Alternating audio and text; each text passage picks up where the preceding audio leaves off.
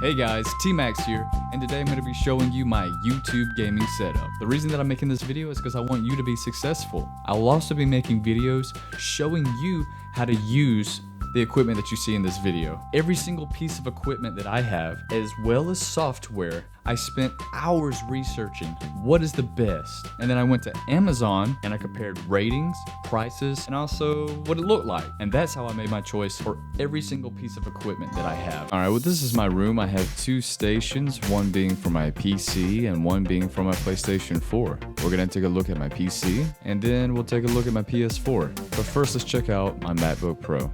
And as soon as I got it, I made sure to put a koozie keyboard cover and screen protector, as well as a Moshi palm guard. I really enjoy using the MacBook Pro for Final Cut Pro X. The problem is that there's not access to many games. At times when rendering and editing in Final Cut Pro X, it would go a little slow. And when you're trying to make videos every day, that just becomes a hassle. And this is Anker's 7-port USB hub. It has all USB 3-point, and the reason that I have this is because before I got my PC, I was plugging all my things into my MacBook, like my mouse, my keyboard, and my speaker system. And if I ever want to use those things again for my MacBook, well, I have them handy. And next up, you've probably seen this big old sexy mic right in front of my face. But what's that holding it to my table? That's a suspension boom scissor arm by Newer. It saves floor space and is really easy to adjust. And then it folds up nicely and you can just get out of your way. This is the Blue Spark. Not only does it look good, but it's great quality. And connected to the Blue Spark is the Blue Icicle converter / mic preamp. Next up is my mic stand. It's by Onstage Stands. It's pretty stable, but with any tripod, don't extend the top too far out, especially if you don't have a tripod leg pointing in the same direction. And with the Blue Spark is included this circular pop filter. It works pretty good and it just screws in the back, but I went ahead and invested into Blue's universal pop filter. It covers more area and it's pretty good about adjusting to whatever angle you want it to. Just there we go. Next, let's move on to my audio. And these are my Audio-Technica ATH M50X headphones. They come in black, blue, and white. You could rotate the ear cups to hold 90 degrees, so that's really useful if you're a DJ or if you're just pretending to be one. You could detach the cable, and the headphones actually come with 3 different types of cables. Next up is CyberAcoustic's subwoofer satellite system. It has these 2 small speakers, along with a subwoofer I like to put on the floor right in front of me. It's one of the most highly recommended on Amazon, and it's cheap. And right here is the remote for it. There's a slot for your headphones, also an auxiliary port. Just put your phone in and whammo. And like I said, the bass is pretty amazing, and they have a knob right here where you can adjust it. And to adjust the volume, you just turn the top like a dial. For some reason, this looks like I'm playing with somebody's nipple. All right, moving on to my inputs. This is my Razer Deathstalker Expert Gaming Keyboard. It's got a 10-key rollover, and it comes with the Razer Snaps 2.0. There is the choice of using a mechanical keyboard, but I actually like the low-laying keys, and they make less noise, so it doesn't interfere with my recordings. And sitting next to my keyboard is my Anker laser gaming mouse. It has up to 8200 DPI, 12,000 FPS, and 1000 Hz polling rate. It has 9 fully programmable buttons, and you can change the color of the symbol and the scroller to whatever you want. And here you see a pair of Kingston HyperX gaming mouse pads. One could be for accuracy and the other for speed. This helps keep my keyboard steady and helps with my mouse reading. And here's an Xbox 360 controller to use for my PC. And moving on to video. This is the Fancier Studio 3000 watt continuous softbox lighting kit. It comes with 15 bulbs, which puts out about 3000 watts. And each socket holds up to 5 bulbs that you can turn individually off or on. And the whole kit comes in a nice little carrying bag. And here's my green screen. It folds up into a little disc for easier transportation, but it's not very tight, so there's wrinkles. So I bought these binders to help tighten it up. And as you can see, it did pull back some of those wrinkles, and that's going to help out in the keying process. And for my video camera, I use Canon's Vixia HF-R4 II. Got a nice little LED screen that you can flip around, full 1080p. The only downside is that it only takes 2 megapixel still photos. And this is my webcam. This is Logitech C920. 1080p, widescreen. It's pretty versatile. You can twist it onto a tripod, or you can hang it on the back of your monitor. And I have a 24-inch ASUS monitor. It has sharp picture, great color, and a quick response time of 2 milliseconds. And this is a Polaroid 8-inch mini tripod. I was going to put my webcam on it, but then I decided to put it on my monitor. And it's easy to collapse back down. Oh yeah! This is my Vizio TV and it is amazing. It's 1080p, 3D, 240 Hz, Wi-Fi, LED, and razor thin. And this is just random extras. Yeah, pretty sexy. Alright, now for my PS4, and hopefully soon I'll invest into a TV stand, but this Amazon box will do just fine. And here's my controller sitting in a charging deck. All you gotta do is pop it out, show it to the camera, click it back in like a boss, give me a thumbs up. And this is the Elgato HD60. I prefer game cards. You could download Bandicam or Fraps or Action. The Elgato records in 1080p, 60 frames per second. It helps keep the file size small, and it takes some of the workload off your CPU and GPU, which will save you some frames. So there's a problem with the Elgato and the PS4. You're not gonna be able to record the game audio as well as hear it in your headphones. So you're gonna need this. And what this is a system of 3 to 4 audio splitters. And if you want to know how to use that, I'm gonna leave a link where I show you how to do that. This is a Seagate 2TB hard drive. Not only is my backup on here, but all my games as well. Just gonna put it right back where it goes. Who's a good hard drive? And the moment you've all been waiting for. This is my custom PC build by iBuyPower.com.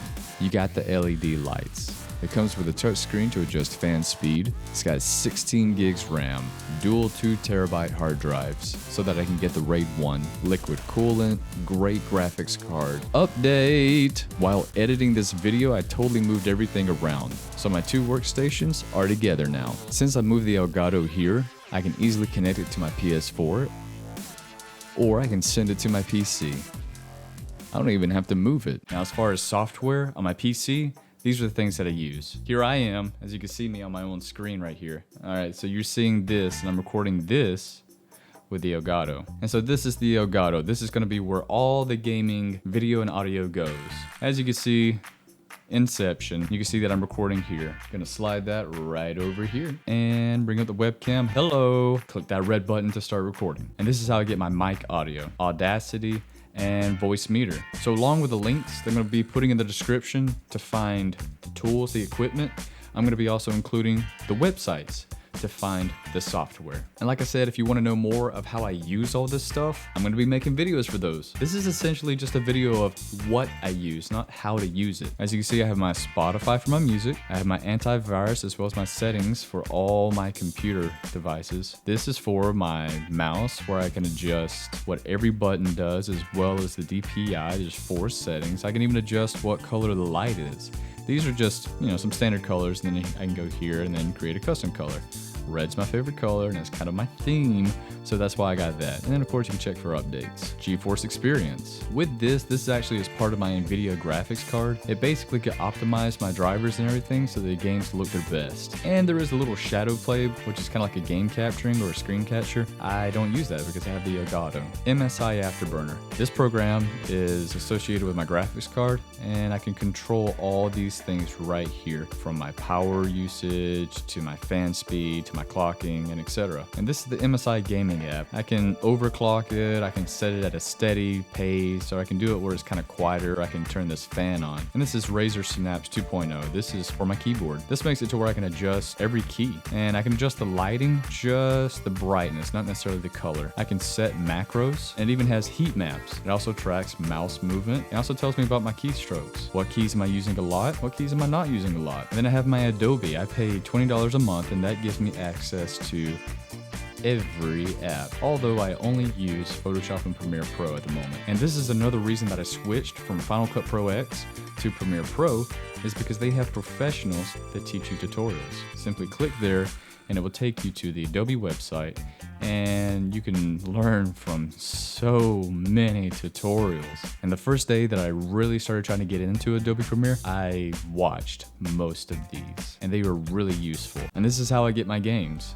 Steam and Origin. And Steam's amazing, it really is. To begin with, you're just gonna be here at the store, and it's going to be showing you so many just kind of promotions that they have going on. What I like to do is just kind of go through these and see what I'm interested in and then put it on my wish list. And it's how you would find your wish list. And I have it on email settings so that when one of these goes on sale, I get an email and then I just scoop it up. And look at this, The Witcher 2, 85% off for $3. Come on. Actually, I'm gonna put this on my wish list right now. You can even pay through PayPal, so it's like double safe. And once you buy a game, you can just go here and you can download it at your convenience. I actually have all my games downloaded into my 2 terabyte external hard drive, and so that it doesn't take up any space on my computer. And here's Origin. Origin is also very good. I haven't used it for anything thus far except for downloading The Sims 4, as you can see here. And right here you can see games. Now these are actually just the shortcuts. Like I said, the actual installation is on my external hard drive, but I created the shortcuts here because while my external hard drive is plugged in, all I gotta do is click one of these and it opens it up. And as far as my Photoshop, I have everything neatly organized right here. If you go into games, there are my games. Let's check out Dragon Age. I've actually taken the time to go ahead and make a thumbnail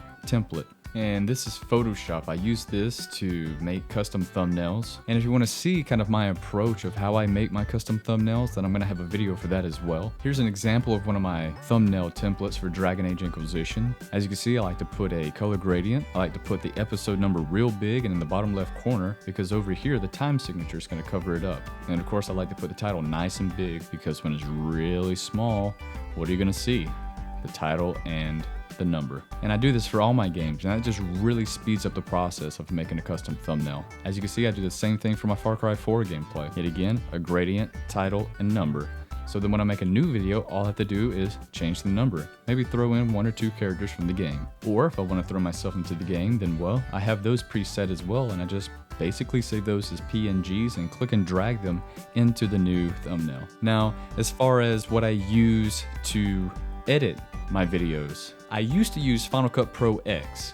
Now I use Adobe Premiere Pro, and this is Adobe Premiere Pro. Adobe Premiere is actually pretty easy to use once you just get the hang of it. Here's where you're going to import your files. Double click on it and it's just going to come up here into the source feed. And as you want to use one of these, just drag it over. And this is going to be your timeline. And as your timeline plays, it's going to come up here into the program. And here I am playing. As you can see, I've keyed myself in quite nicely, by the way, and just tossed me in so there's no background. The game is my background. And if you want to know how I did that, I will be making a video on that as well. Well, hey guys, thanks for watching. I worked really hard on building this setup, and I worked really hard on making this video for you. But you can help me by liking this video and subscribing to my channel and sharing it. And I will be leaving links in the description to every item that you see in this video. All right, guys, thanks again. Hope it helped. T-Max out.